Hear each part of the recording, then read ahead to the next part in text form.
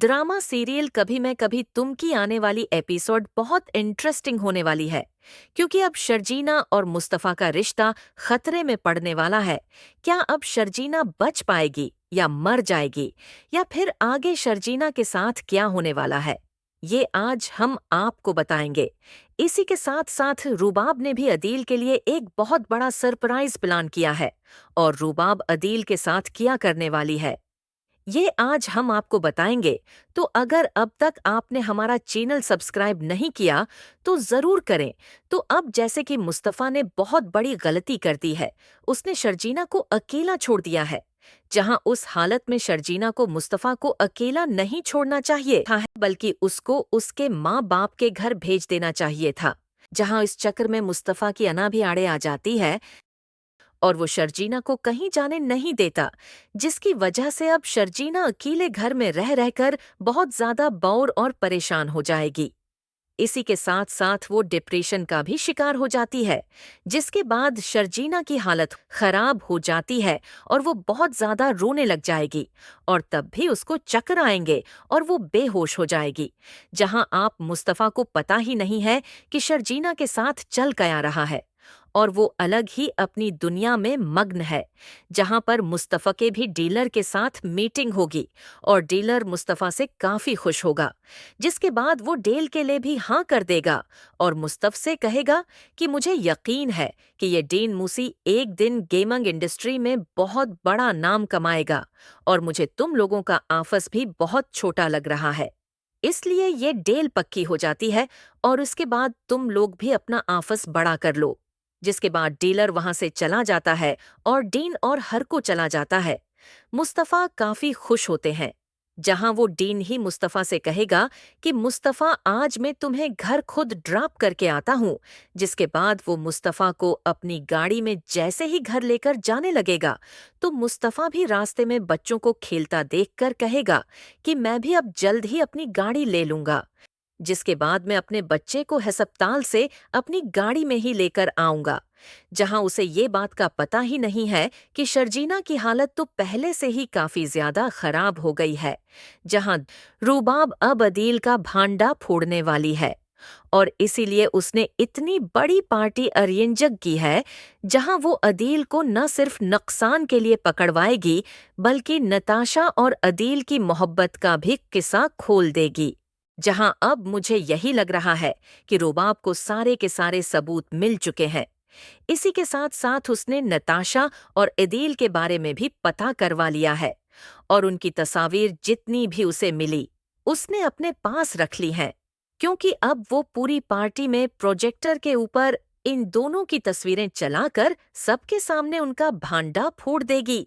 और मुझे तो ऐसा ही लग रहा है कि इन सब के बाद रूबाब अदील के एक जोरदार थप्पड़ मारेगी और कहेगी कि तुमने मुझे न सिर्फ नुकसान पहुंचाया है, बल्कि तुमने मेरी ही दोस्त के साथ अफेयर भी करना शुरू कर दिया।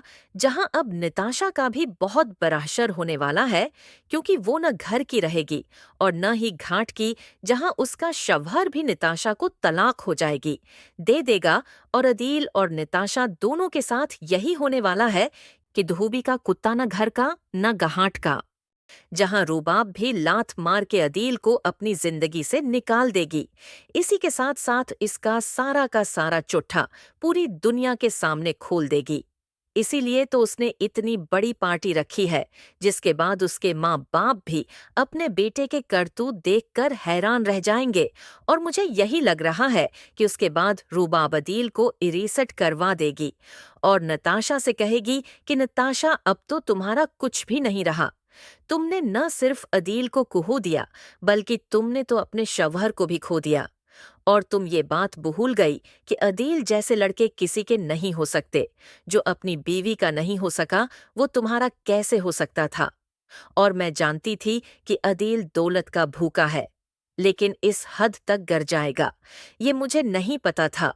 मगर तुमने भी जमीन पर गिरने मैं कोई कसर नहीं छोड़ी। जहां फिर जैसे ही रूबाब इन दोनों की सच्चाई सबके सामने खोलेगी, अदील और नताशा के तो होश उड़ जाएंगे।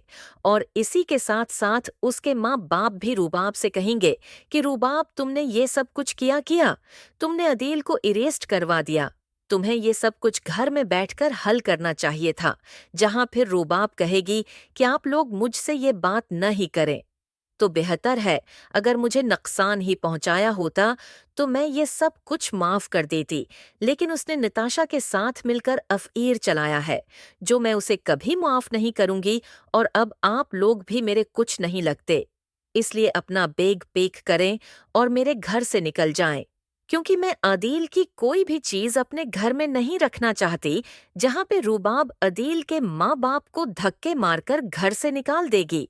और अब अदील के माँ बाप के पास कोई भी जगह नहीं बची, जहां अदील भी अब बुरी तरह पहंस चुका है और जेल में बंद कर दिया जाएगा।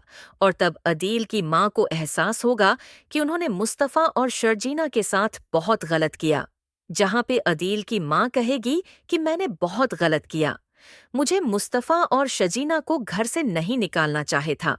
मैं तो रूबाब की खिसलत से पहले दिन से ही वाकिफ थी, लेकिन मैं तो सिर्फ और सिर्फ इसके पैसे की वजह से इससे कुछ कह नहीं पाई।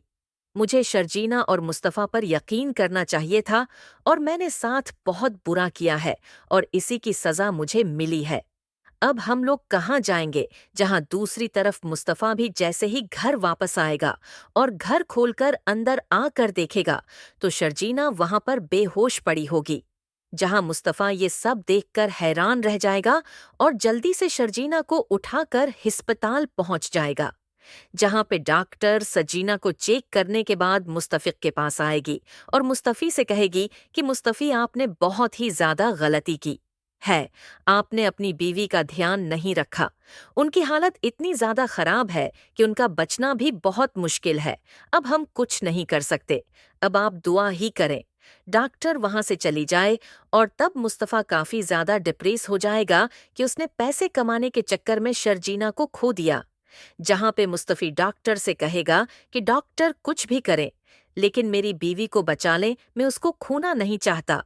जिसके बाद मुस्तफ़ी को घर भेज दिया जाएगा और जैसे ही होगा घर आकर मुस्तफ़ा पर्चियां देखेगा तो वो हैरान रह जाएगा और कहेगा कि मुझे तो कभी पढ़ने का मौका ही नहीं मिला। तुमने इतना कुछ लिख के रखा हुआ था सरजीना, और मैं इन सब को पढ़ भी नहीं पाया।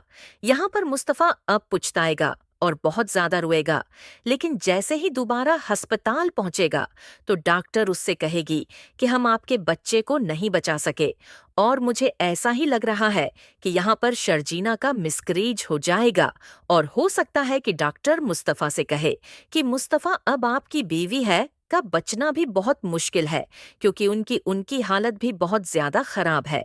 यहाँ पर मुस्तफ़ा शर्जीना के कमरे में जाएगा और शर्जीना से बातें करेगा जहाँ पर वो है। सरजीना से कहेगा कि शर्जीना, तुमने मेरा इतना साथ दिया और अब मेरा साथ छोड़कर जा रही हो। तुमने मुश्किल वक्त में मेरा हाथ नहीं छोड़ा, और अब जब अच्छे दिन आने वाले थे तो तुम मुझे ऐसे छोड़कर नहीं जा सकती। और तुमने मुझसे वादा किया था कि तुम आखिरी सांस तक मेरा साथ दोगी, और अब जब अच्छा वक्त आया है तो तुम मुझे छोड़कर जा रही हो। शर्जीना में तो मैं जाने नहीं दूंगा, जहां अब मुझे यही लग रहा है कि यहाँ पर शर्जीना को भी होश आ जाएगा, लेकिन उसका बच्चा नहीं रहेगा। जहां फिर है, मुस्तफ़ा इसी बात से ही खुश होगा कि शर्जीना बिल्कुल ठीक है। जहां अब इस चीज के बाद शर्जीना और मुस्तफ़ा का रिश्ता बहुत ज्यादा कॉम्प्लिकेटेड होने वाला है, जहां शर्जीना मुस्तफ़ी को, मुझे तो यही लग रहा है, कि माफ नहीं करेगी और सारा का सारा इल्जाम इसी को देगी। यहाँ मुझे तो ये समझ नहीं आ रही कि शर्जीना तो आफस जाती थी, इसी के साथ साथ वो एम फिल भी कर रही थी।